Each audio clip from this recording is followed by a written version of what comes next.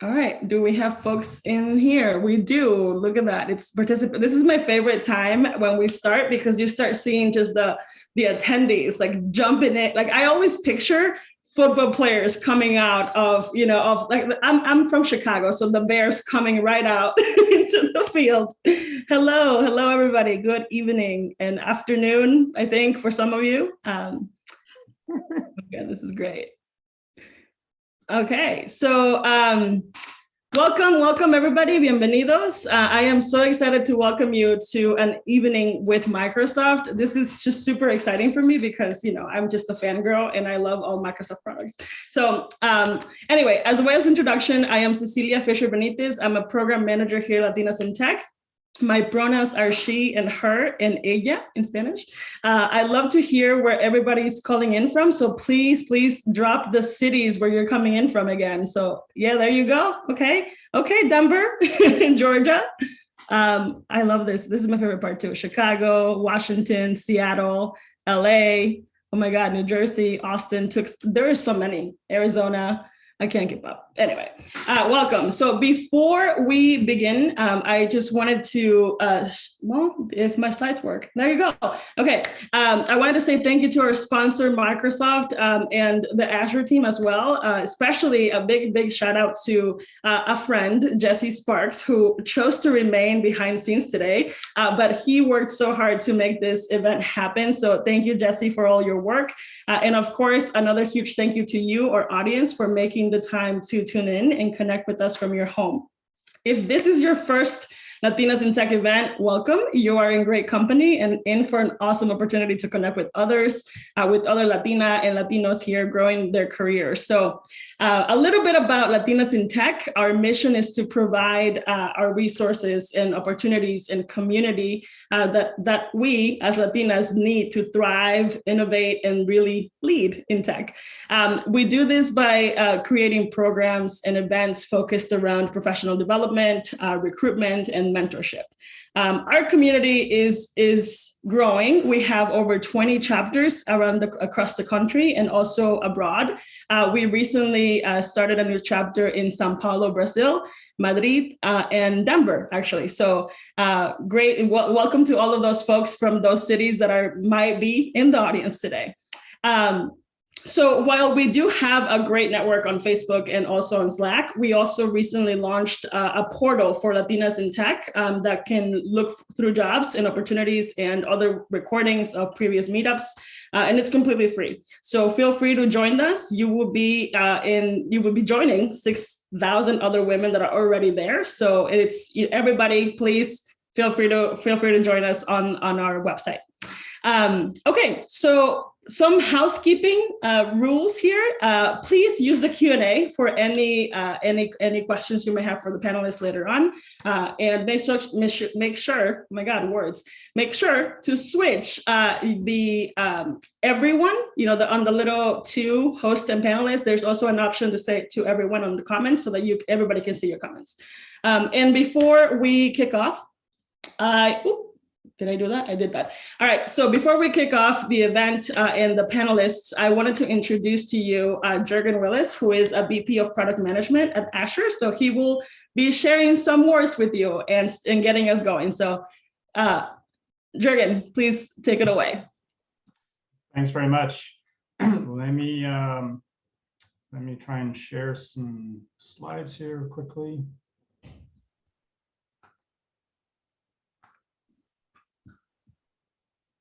All right, is that showing up okay? Okay, great. All right, thank you everybody for joining. I appreciate the opportunity to talk with you. I was asked to give a very brief sort of overview of Azure, sort of context for our panel discussion. I am a vice president in Microsoft Azure. Specifically part of the Azure Core team, as are other representatives on the call and all the panel here today. And I'll talk a little bit about what that means. Just want to kind of give some context for what our team does. In addition to my role on product management for a portion of Azure, I am also a exec sponsor for our Latinx community in the Azure Core team as well. So was very happy to participate in the event today.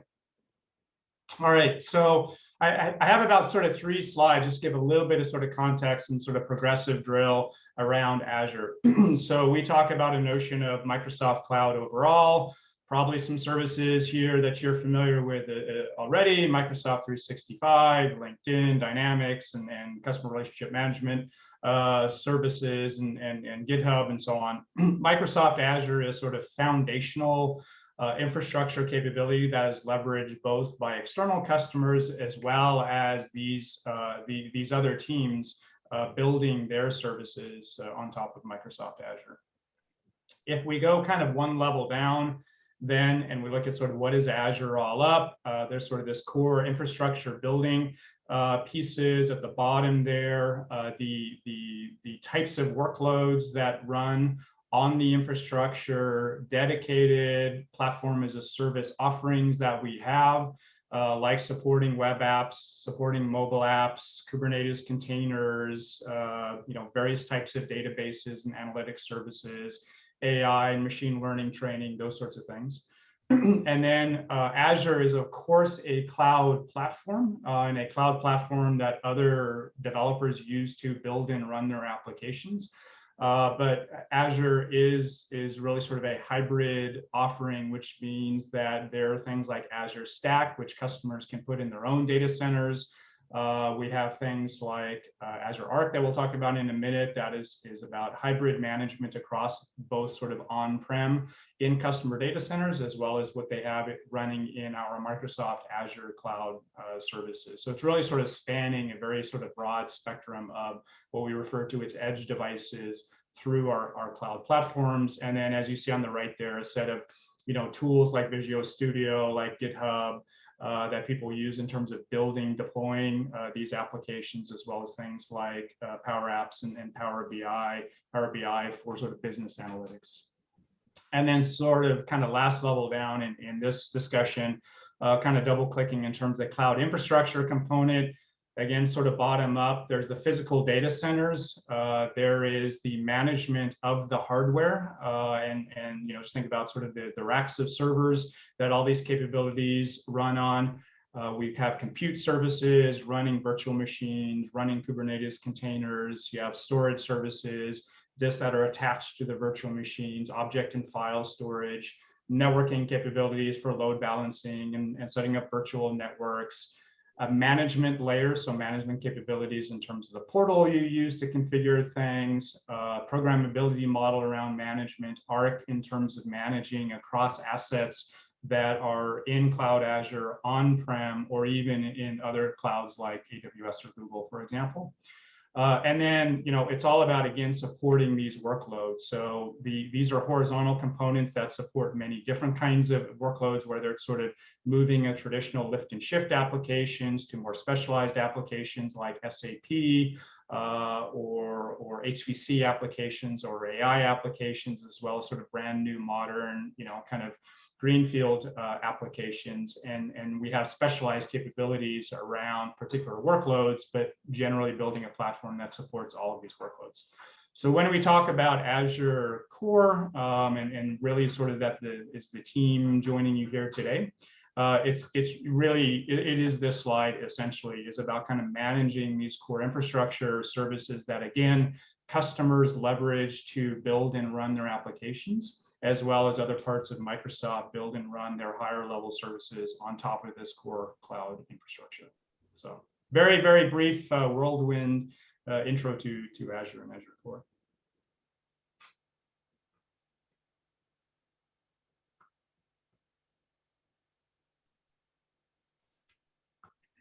Amazing. I always was curious about the cloud and all the kinds of clouds that are available. And I think this is going to be really informative today. But anyway, let me go ahead and share my screen one more time to introduce our panelists today. All right. So, okay, it is my pleasure, seriously, my pleasure to introduce to you our moderator for this evening. Her name is Evelyn Padrino. Evelyn is not only a marketing director in Azure Customer Success, but she is also a Latinas in Tech chapter leader for the Seattle chapter. So this is extra special tonight that you are here in this panel. Thank you for all that you do, Evelyn, and please take it away. Thank you, Ceci. And I agree with you. For me, this is the two sides coming together.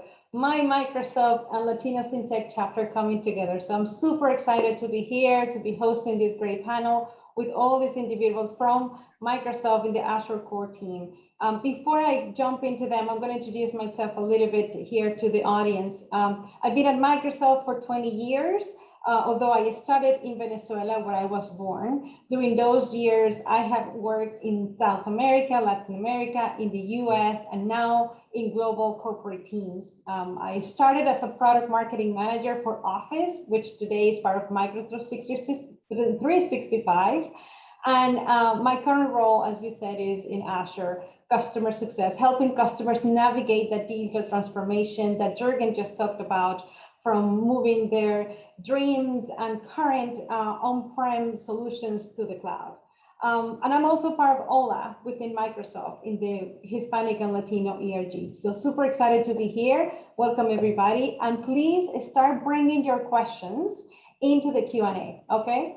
So now with no more delays, we're gonna jump into our amazing panelists here today. Super happy to have you joining me, Cristina, Melissa, and Isidro. So why don't we start with a quick introduction from each of you? Cristina, do you want to start? I can go first. My name is Cristina Delamo. I have been in Microsoft for 15.5 years, which is the longest I've ever worked for any other company before, which says a lot about how good it is to work in Microsoft and the opportunities that I have had over here. I work in the Azure Core team. Within Azure Core team, part of compute. So as Jürgen was saying, we have compute, storage, and networking, and a bunch of other services that are part of it. However, the team I work in is doing work for all these teams and even more. My team works in infrastructure. We own the deployment infrastructure that gets used to bring changes all over Azure.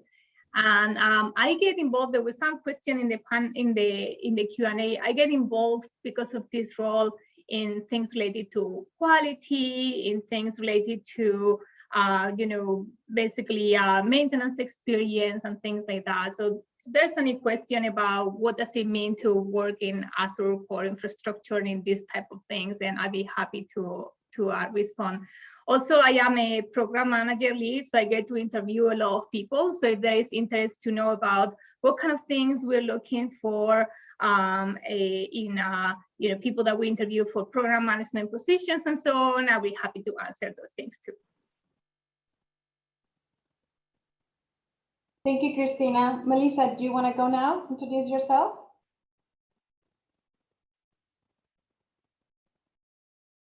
Sorry, I had to unmute myself. Good evening, everyone. I hope you're all doing well. Melissa Butler. My official title is Senior Service Engineer within Azure Storage. I have been with Microsoft 15 years this month, joined back in August of 2007. And that's also the longest that I've ever been with a company. I've been actually on the same team, but have evolved in what I have done on the team. And my team specifically within Azure Storage, it's called the Archive. And within Azure Storage, there's different tiers that you can put your data into the cloud. And there's from the most expensive down to the most cost effective. And my team specifically deals with probably the cheapest tier of storage, which is you're putting your data on tape. And yes, tape is around and it's been around for at least 30, 40 years. And we have tape libraries spread globally throughout the world, and we are everybody from little companies all the way up to Fortune 500 companies. My role specifically deals with more on the DevOps side. I'm more on the operations. And so we build out our tape library infrastructure. We keep it running. We work with our software engineers that are actually writing the code to, for our service of putting data on tape in the cloud, as well as when it comes end of life for our infrastructure, our team is responsible for bringing it down and then bringing online, we're always investigating new technologies to remain cost effective for putting your data into the cloud. And if you have any questions, I definitely am here to try and help, especially from the DevOps IT operations side. Thank you. Thank you, Melissa. And last but not least, Isidro, why don't we hear about you? Give us a quick introduction. Yeah, my name is Isidro. I'm originally from Argentina, and I joined Microsoft back in 2001, December 2001. So this December is gonna be 20 years. So initially, I didn't expect to come to the US or to leave Argentina, but I didn't even speak English actually back then. So I don't know how I got hired actually. But yeah, so during one of the crises that Argentina had back in 2001, Microsoft came to recruit in Argentina, and I got hired there. So then I decided to come over and give it a try. So while I was waiting for my visa, 9/11, occurred, so that took longer for me to come. But when I came, I arrived back in December 01, in the US, during a time that was pretty crazy, but I had a fantastic time at Microsoft. I had a huge support, from the Latino community, lots of friends, from day one, and they remain my friends today, 20 years later. So I'm married to an American woman. She doesn't speak English. She doesn't speak Spanish, actually. She only speaks English, but my kids are fully bilingual. And actually, all of our friends, even my wife's friends, are all from my Latino community, from Uruguay, Colombia, Argentina, Peru. So it's amazing, actually, looking back after being here for so many years, how strong it is still my Latino identity, and my social group. At Microsoft, I work, I'm the engineering manager for the Azure DNS organization. DNS is one of the fundamental protocols which the internet runs. So we are part of the Azure Core team. So I'm actually, I have a lot of positions open, so I would love to have people from this community apply. So you can find me on LinkedIn, and feel free to actually pick me there, and I'll follow up with you, and we can interview you. Okay. Awesome. Thank you, Isidro. And thank you, everybody, for being here. Very diverse backgrounds and different stories. So this is a fantastic panel to address questions from our audience. But I'm going to start with a question for all of you while we have some questions coming in, which is, how did the early career choices or decisions led you to where you are today? Isidro, you talk a little bit about that, but I don't know if you want to elaborate more or anybody else wants to say. Go ahead, Isidro. Yeah, so I actually missed the question for a second. So it's how the early career choices that you made led you to where you are today. Yes. So initially, I started at Microsoft as a software engineer, software design engineer in test. So it was a career, it was a position that doesn't exist anymore, actually. So back then we had a dev, test, and PM. So I, at the time, didn't really know the difference. So that was basically the role that I was offered. So that's how I started at Microsoft in quality.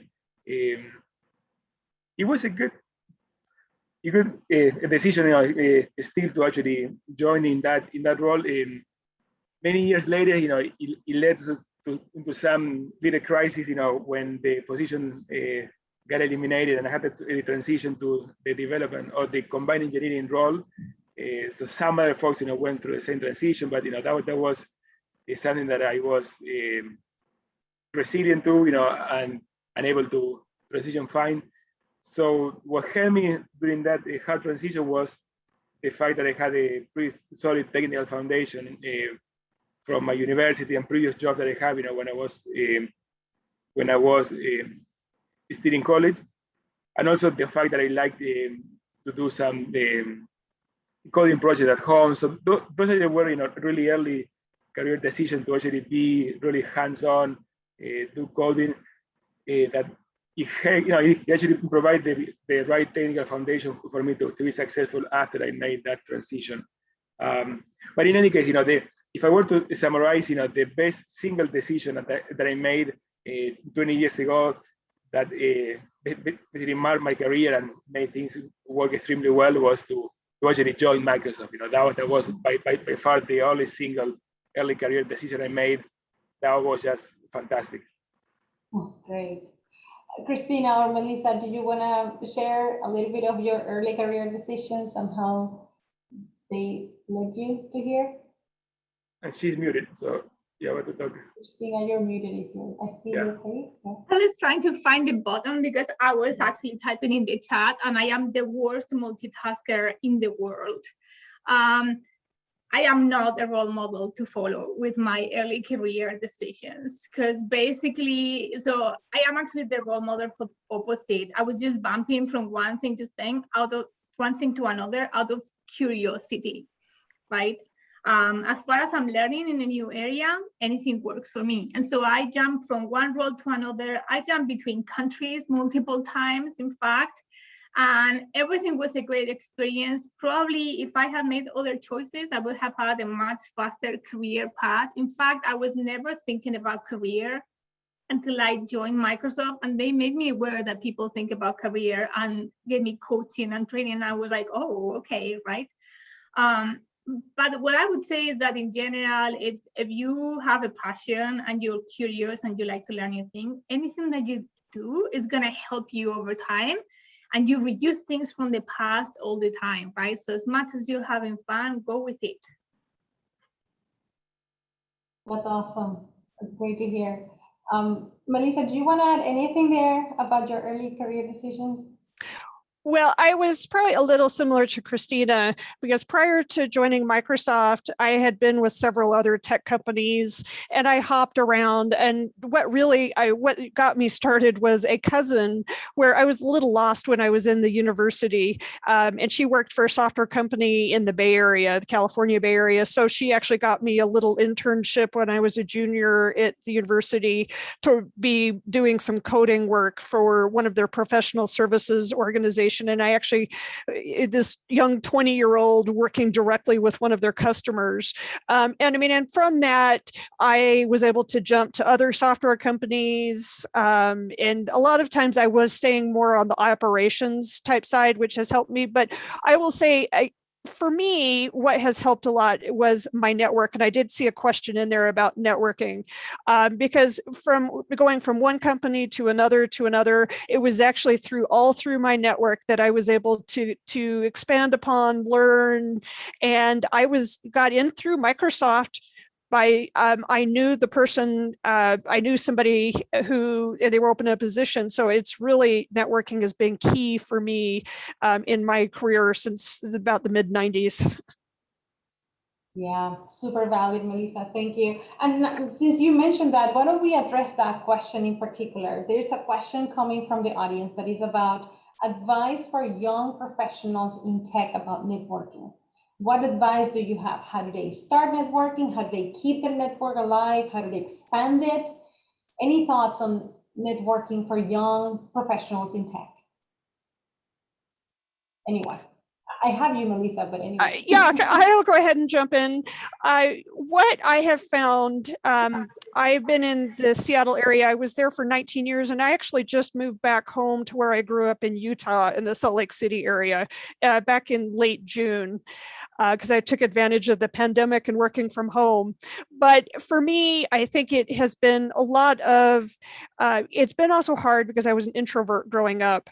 But there's a ton of different, and it might be a little hard right now with the pandemic that we're in, but there's a lot of different groups out there are, whether they be meetup groups, for example, and different organizations that for me, I had to force myself to go and to introduce myself to people and get involved in different events that are external, that are out both in where you are right now in your company, but also outside of working hours. And as Jürgen had mentioned, coding projects, and it's getting involved externally that I think can help you a lot. There's also on LinkedIn. LinkedIn is such a valuable tool, and I often go in and post, sometimes I'll share different articles or just like somebody else's article, and it's building both through LinkedIn and through Microsoft and through all my external, joining meetup groups, going and meeting people. Again, I don't know how you can do that, but even virtually, I hope that helps. That's great advice, Melissa. I agree. LinkedIn, just take advantage of the technology while we can still not fully go back to meetings. Absolutely, but I have taken part in a lot of Zoom calls here over the past year and a half, or Teams calls. Yeah, it's a new life for everything. Isidro, Christina, any thoughts on networking for young professionals? Any advice that you might give? Melissa had really good ones. One that I would add is you could also join some of the coding competitions too. That's how I actually, when I was back in college, and after that, I helped coaching teams who were competing. So that's a fantastic way to meet a lot of people who are in computer science. But yeah, so pretty much what Melissa mentioned, I think those are really good options. Sounds great, thank you. I want to take another question here from the list that we have, which is, what is a common challenge that you have faced in your career, and how you overcome it? Like, did you solve it, or what strategies did you use to overcome any challenges that you might have found throughout your career? I have a basic one actually, that is when I joined, I came to Microsoft, I arrived into the US, went to the office, and then I realized that I couldn't speak or understand the spoken language. So it was pretty inconvenient. I was sitting on meetings and I just didn't understand anything that people were saying, but not the topic or the context, but just even the language. So I spent basically my first year working, and it was amazing actually that I was able to do an okay job, but I was able to do it through email, mainly writing and reading, and then Microsoft did provide me with support as part of the relocation package. They had English classes, and also had a coach for accent reduction. So I used to have a much thicker accent than now, but 20 years later, I got better, so I can be understood now, more or less. But yeah, so that was my initial challenge, but after that, things got a lot better. And there was a question here for you, Isidro, in particular, before I let you jump, Christina, because I know you want to answer this one, but there's a question here dedicated to you, Isidro, which is, how do you make yourself comfortable when English is not that good yet? You talk about some classes and all that, but maybe it's your internal struggles, your self-confidence. How do you develop that? One awesome thing, though, this I had to say, is that when I came at Microsoft, probably like 60% of people were in the same situation as I was, right? So in fact, being an American, from the US, you are almost a minority. So, and it was funny actually, because we had, I used to participate with another friend from Argentina. We were going to a class also for presentation and being able to present in English well. And it was a lot of folks, from China and from other countries. And my friend used to say, "Oh, these guys, they speak so badly. Actually, I don't know how." And it was funny. He told that to the teacher actually when he went aside, and she said, "Those other guys are saying exactly the same thing about you." So we were pretty much all in the same boat. So in that sense, I didn't feel that bad, because I wasn't alone in that struggle. All my friends were in the same situation, and a lot of the co-workers were the same. So everybody was very understanding in that sense. And people were, at Microsoft, the culture is extremely inclusive. So that's one thing that I have to say, you know, that it never changed over those 20 years, you know, how nice and inclusive people are at the company. Yeah, yeah, I can relate to that. Christina, let me go back to you about that challenge that you face and how you solve it. I was gonna say, I don't know about the rest, but I have challenges every week, right? There is always something new. Definitely when I left Spain. So hello to the fellow Spaniards over there. There was someone that was saying that in the chat. So the first country I moved to was the UK. I did not understand anything. I was actually thinking during the first month, how did I get hired? I don't even know how I passed the interview. So, I mean, the language was definitely a problem, especially in the past. I did get feedback that my accent was very thick, that I used to speak really, really fast, and people would have a hard time understanding me. And so I had to practice all that. But, you know, even with that, for example, I said when I came to Microsoft, I had never been a program manager before. So I was also thinking, how did I get hired over here? I never was a program manager before. And what I found was that, you know, we're looking in many cases for problem solvers, right? People that are driven, people that are communicating, that work with each other together. And when you put a lot of these things together, you put challenges in front of you, and that perseverance, that pulling people of let's solve the problem and all that gets you going and solving that challenge. And then you move on to the next one because there's going to be another one, right? So I would say, look into the energy that many of the people in the Latin community has and use it, right? Because that passion, that pulling folks together, that, you know, just being honest, like open. It's like, I don't know this, let me get someone that will help me, and all that transparency, that it makes you be genuine, and it actually helps you get some of the things done, whether you're in a dev position, you're in a PM position, or marketing, right? It is an asset that I think all of the people in the Latin community have, so use it.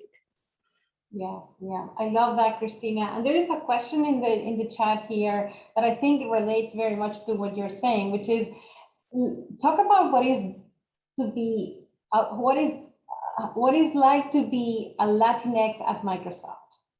What are the programs? What are the processes? What is the environment? How to help Latinx advance within the organization? I think it's a little bit part of that community that you were talking about, Christina, in terms of helping each other. But do you want to talk about that? We are all Latinx at Microsoft, so we could talk about that. But since I have you and you were talking about that, it will be great to hear about you. And by the way, I'm from Spain, so sometimes it's kind of weird because you're like, you're definitely Hispanic, but are you Latin? And I'm like, I am. Well, I mean, when I am together with anyone from Argentina, from Mexico, from Venezuela, from Colombia, I feel like at home, man. And I always love when people say, do you understand each other? It's like, yeah, same language, you may have some jargon, but there is a connection, right? So I'll share something actually. So Microsoft, of course, looks into growing everyone, right? Like really everyone. But in some of the cases for certain groups, like for example, the Latin community and Blacks, they put in place some programs to help, right? So for example, I think it was 2 years ago, more or less, I was invited to participate in a program that was about, I think it was about 6 weeks of trainings in which a bunch of people, I think mostly was in the senior principal band, got together and we received some special training and coaching on things that would help us succeed even further, and also create that networking and that connection in between us. So it was a really nice program. Once in a while, there's some of these programs that Microsoft puts in place, and it helps with some connections. It helps you feel valued, and it gives you a lot of like nice tricks that you can use, right? But especially I did like the fact that I was actually put in a forum where I was actually able to make more connections with people and share some of the experiences and so on. And I can tell you from all the folks that were there, everyone, not even one person from that community felt that they were not given opportunities in Microsoft, all the opposite. Yeah, got it. That resonates with me as well within Microsoft and the Latinx world. I'm from Venezuela, but I am Hispanic Latino. I'm with you on that, Christina. But I would say OLA is obviously the ERG that brings us all together. A lot of work from the organization to make sure that the Hispanics connect, meet, and also get visibility with others. But at the same time, it's the empathy in the culture, not only the Hispanics, it's everybody is welcome. As Isidro was saying, you have people from all over the world. It's not only the Hispanic accent that the Americans need to get used to, is the Chinese accent is speaking English, or the Portuguese is speaking English, and all these different accents, and the culture, not only the accents, is the culture, how we embrace, how we collaborate, and all that. I think it's a huge part of our culture now, that empathy-based connections and collaborations. So there is a question here for our panelists about what advice would you give to non-technical professionals looking to switch careers into technology? What is that path? How does that path look like? If there's a path. That's a little bit of a hard thing, because if you want to go into technology, you need to get plugged into technology. I know that Microsoft have a program called LEAP, I believe, in which they get people from different backgrounds. I think it's called LEAP. And so they help actually to get some entry roles in some of these cases. I would say other possibilities in general, not for Microsoft, but in general, is to actually spend some time. There's so many courses online, right? I still, by the way, I go online to YouTube and to other channels to, videos that Microsoft has in Tech Ready and training and courses to just go and self-learn. So even if you don't want to go to college and you want to take some of those courses, are great. So those will be some things that, and I'm sharing because I actually still go to learn to some of those sources and reading material and getting books and so on. If you want to spend the time and going to college and do some maybe 3-year program, I would encourage you. It's never too late, right? So but there's a few other paths I was mentioning that will get you into some of the other more entry-level positions. That's something in general will happen. I don't know if that helped. Thank you, Christina. Isidro, Melissa, anything you want to share for non-technical professionals trying to get into the technical world? I would agree 100% with Christina. If there is a certain position, like a PM position or a dev position, online resources, whether it be LinkedIn Learning, Pluralsight, Coursera, there's so many YouTube, there's so many resources that are available on the internet that you can take advantage of. Another thing that you do also want to double check with, if you know somebody that is in that position that you are looking to move towards, may ask them questions, ask them about their projects, their day-to-day work, their management, what they enjoy about their job, what they don't like, to help just get a feeling for if that's something that you really want to do. But there's just, and again, and also meetup groups, there's so many different avenues that you can go. Yeah. Thanks, Melissa. There are a few questions about interview process, getting into Microsoft. Questions like, what are the skills that we need to highlight interviewing if you're a non-technical coming into technical, or technical actually joining in a technical role, or even what is the entry process level for the engineers? Can you comment on that? I could talk about the marketing hiring, but we're talking about Azure Core, the engineering team. So we'd love to hear, Isidro, you are hiring for a few roles. You mentioned that in your intro. Do you want to talk about that process, what skills you're looking for? Yeah. Some of your potential interviewees might be here listening. Yes, exactly. Yeah. I hope so, actually. I just sent my LinkedIn information, so in case people want to contact me there, that'd be great.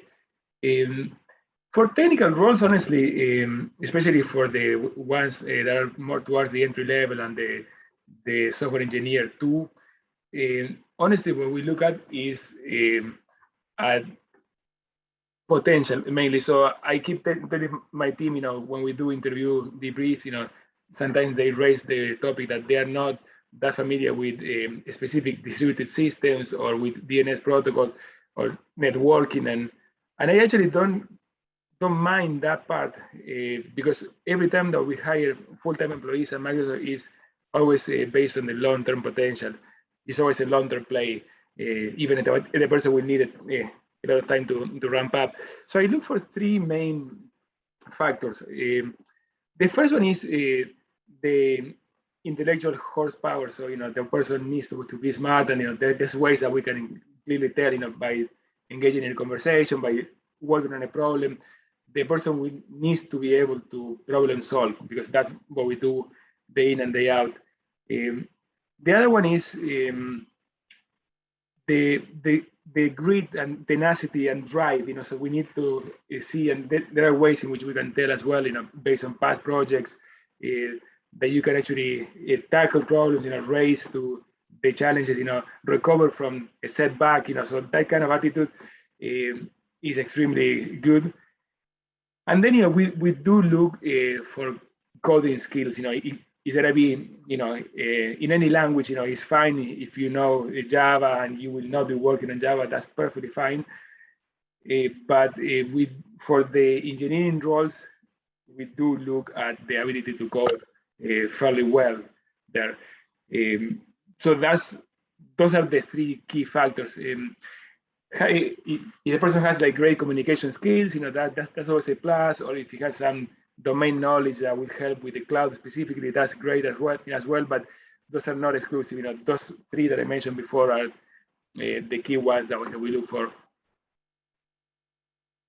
Thank you, Isidro. And is the software engineer, the roles that you mentioned, a good entry position for anyone coming in, or what are the paths to get into Microsoft on the technical roles? Yeah, the more traditional path, to be truly honest, is the path probably that most of us follow on the technical side. That you go to college for a degree in computer science, and then basically you apply to Microsoft, either through an internship. That's the smoothest path. If we have a return on intern, and then the intern comes, as a full-time employee, they don't even need to interview again, basically. So it's a one time that they interview as an intern, and if they do a good job in the internship, that's basically a long 3-month interview process in a way. So that's the most traditional path, right? And you need to have the computer science degree or something equivalent, engineering. If you are not from the US, that's a must-have in order to apply for visa reasons, right? So it's not just that is needed based on the knowledge, but it's also a requirement, an immigration requirement, right? So in my case, the only path I had from Argentina was through a computer science degree formally, right? Then I do know some cases of people who were on different fields, and they are kind of self-taught, but they are really good at coding. So the point is that at the point you arrive to the interview, basically with it doesn't matter if you learn it through college or through yourself, through other means, but you gotta be able to demonstrate that you can write code fairly well. Thank you, Isidro, Yeah. for that information. Christina, Melissa, do you have a different perspective on a first role entry into Microsoft? Or pretty much share? Yeah, we do have, some of the things are common to Isidro. For example, for program managers, we don't ask them to code, but we start looking into how do they define a project with clarity? How do they make trade-offs? Because we have to prioritize all the time.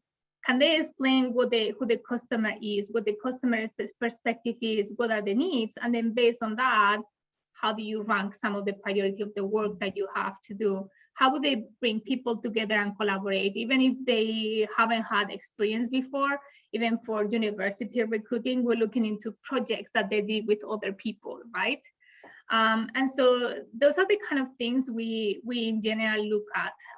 What Isidro said of intellectual brain power, it comes in different flavors, right? It could be on an algorithm. but also in some of the logic, in the pros, cons, how do you evaluate or come with a creative way of doing something? It doesn't have to be the right way, but how we see, how are people going through the process? Can they justify? Can they explain their different perspectives? And then also even how they take feedback. Sometimes in the interview process with some of the candidates, I give them feedback and I see how they respond. And the reason why I sometimes do this is because I'm trying to see which people are eager to also learn, even from that experience, and how they respond to the feedback. Are they able to correct some of the things very quickly, right? And being like, oh, I have to, like, they don't get taken aback because of the feedback, but they're like, oh, this is an opportunity. They're guiding me in this way, and then maybe reuse it afterwards, right? So that kind of attitude, that kind of growth mindset, the recovery, the thinking differently, like being open to feedback from others, that's the type of things we have to do to get. Because the rest can tell you, we work here, like this is super matrix. We are having to work with each other all the time, right? And so you need that type of people. Yeah. And there's a question here about certifications. Are there any, you both talk, you, Christina and Isidro, you talk about computer science, obviously college degrees on technology and especially computer science, but are there any certifications that Microsoft recognizes that are valuable? I think Melissa was talking about Pluralsight and Coursera as other ways to keep your skills sharp. But are there any particular certifications that could augment the value of the person individually, not only at the beginning of the career, but maybe over time? Anything that you find? I typically don't look at it so much, actually. For recent, like for newer candidates, a lot of the candidates that come to us are from either university recruits or certain other programs. And so when we interview them, we look more into the things that I mentioned before. I know sometimes people are coming with certifications and so on, but we're really just looking to how they're responding to these things. If they have the certifications, that maybe that gives them an edge or an advantage because they will have extra knowledge. But they could be on paper. So we're really looking to the people as we ask the questions and how they respond, to be honest with you. At least in my case. Yeah, I concur 100%. Yes. So once the person meets the minimal bar in terms of having a degree in computer science or equivalent, like in electrical engineering, so math, so it's any job that is posted has an actual kind of legal requirement of what is required in terms of education, right? But once that's met, all the rest, it's interesting to understand basically what the background of the person is, but it's not something that we focus too much on. And again, we don't look so much about specific knowledge because in tech, that changes a lot. So it's maybe your ability to adapt, the grit that you have, and the fundamentals, right? And also the ability to work well with others, as you mentioned, Christina. Yeah, and in program management, I would say that we sometimes have some candidates that come from other different backgrounds as well. So I remember some great program managers in the team before that were coming from, I think is biochemistry, for example.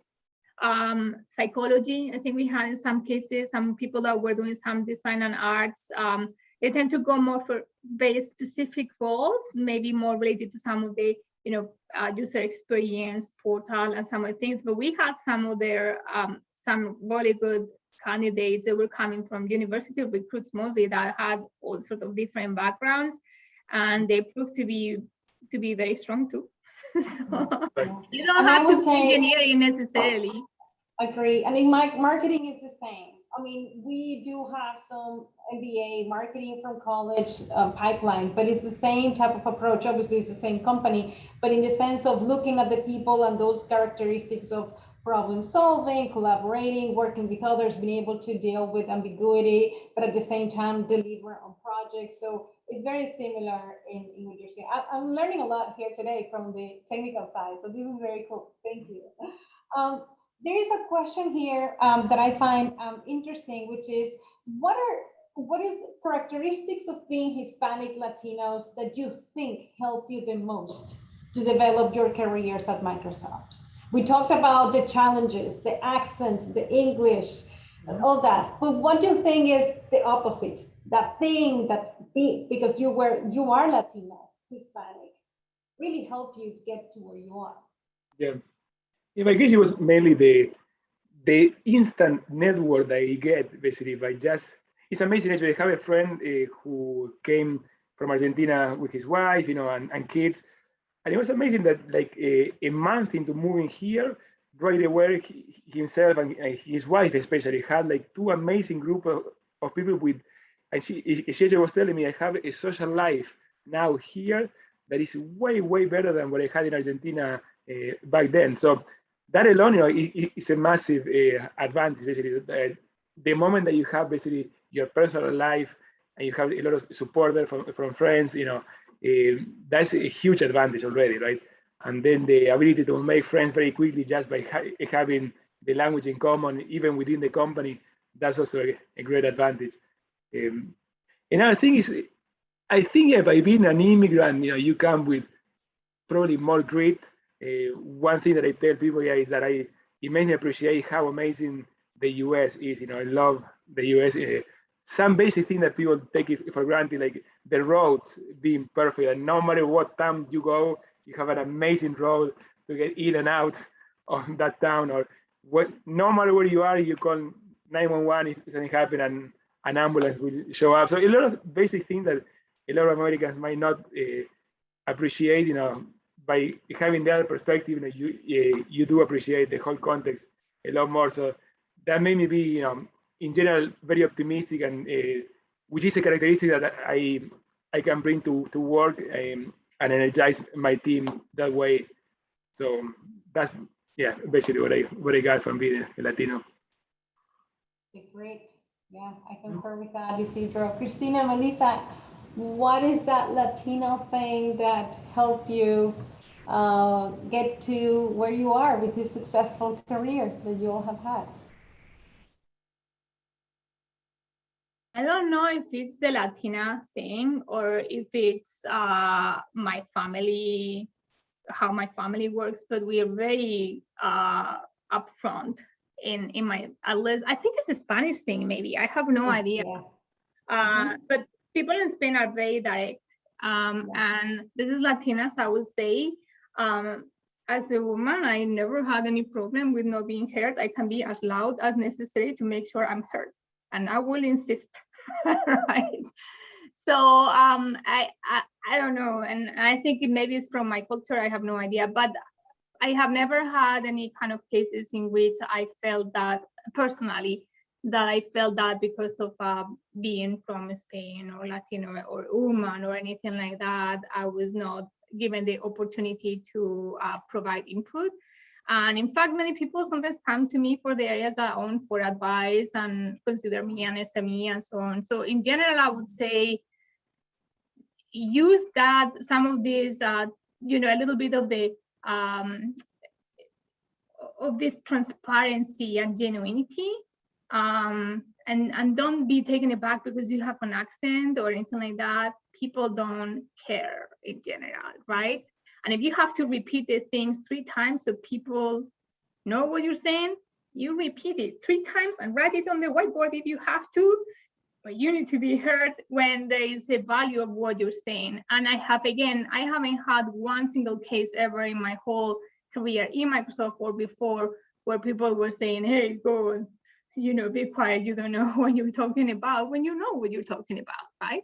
So in general, use that kind of like, I don't know how to say it. I guess that personality of not being afraid of certain things, to speak up when you have to and when you're adding value. And when you think maybe that if you don't contribute, things may not be going the right way, right? At least be heard.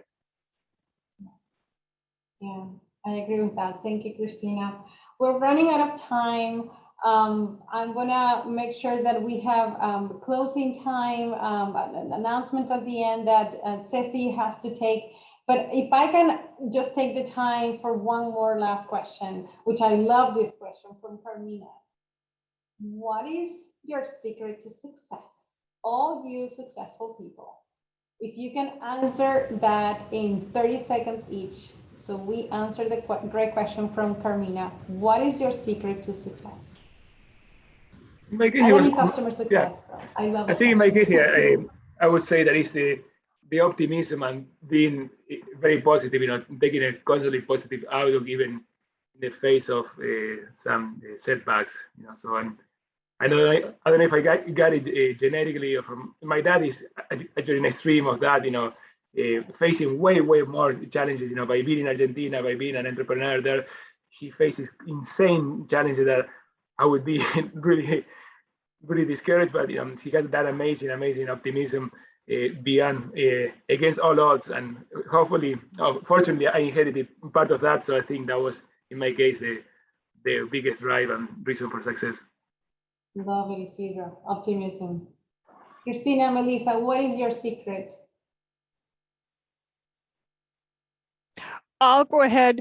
One thing my dad told me a lot growing up was effort equals results. And I like the optimism from Isidro. In my life, both personally and professionally, if you are not optimistic and you don't put forth the effort, you're not going to see the results. I've had a lot of challenging times. When I first joined Microsoft all the way up till 2019, I was the only woman on the team. And I had a lot of challenges and a lot of good points, but for me, it's the effort and optimism and just looking ahead to be able to meet the challenges, because I am met with challenges sometimes daily, sometimes weekly, monthly, but you just have to push forward. Love it. Thank you, Melissa. I'm going to second everything that they said, and I'm going to add, so those things have worked for me as well, by the way. You have to put the work, the effort, and you have to not give up. Otherwise, and you have to be positive and look for solutions all the time. But I'm going to add a third one, maybe because I'm a program manager, which is being able to also see what's the contribution for people and their potential, and then highlight it in many cases. People like to be valued. People like to help in those cases. And those people that are dismissing others that are working around them and don't bring them together and don't recognize them, they finish being alone and nobody want to work with them. So if you put the three things together, the optimism and the work, and then recognition and valuing others, seeing the best in others, it's a pretty good combo. This is fantastic. As a moderator, I have learned so much. This has been fantastic. I want to thank you all for being here, and going back to Ceci with 1 minute left to close us out. Thank you, Isidro, Melissa, and Cristina. Thank you. Ceci? I'm trying to not be on the spotlight as much, but I appreciate you. I mean, I like you. I mean, I wasn't a moderator, but I learned so much, and I am also a fangirl of Microsoft. I also love the LEAP program. I actually know the leader of that program and have met her a few times at Grace Hopper and at other networking events. So I would definitely encourage you to check out the LEAP program as well, and all of the careers, really the careers pages. I know that there are some priorities right now for some specific teams, but thank you. There's a QR code there for the opportunities available that are being prioritized. Connect with as many people as possible. Isidro shared his LinkedIn, and I also shared it on the chat. He is hiring, so make sure to check out those roles. And thank you everybody for spending part of your evening with you. And thank you to the panelists and Microsoft for your time. We can't wait to see you at the next event. And thank you again. Have a great rest of your evening. Bye, everybody.